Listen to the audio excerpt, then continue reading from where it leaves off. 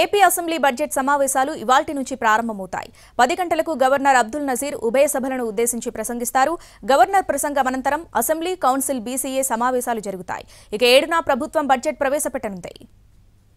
AP assembly సమావేశాలు ఇవాల్టి నుంచి ప్రారంభం కానున్నాయి. ఉదయం 10 గంటలకు సమావేశాలు మొదలవుతాయి. ముందుగా ఉభయ సభలను ఉద్దేశించి గవర్నర్ అబ్దుల్ నజీర్ ప్రసంగిస్తారు. ఆ తర్వాత బీఏసీ సమావేశం ఉంటుంది. ఎన్ని రోజులు సభ నిర్వహించాలి, ఏ అంశాలపై చర్చించాలనే దానిపై క్లారిటీ వస్తుంది. అసెంబ్లీ సెషన్స్ 3 రోజులు మాత్రమే జరుగుతాయని అంటున్నారు.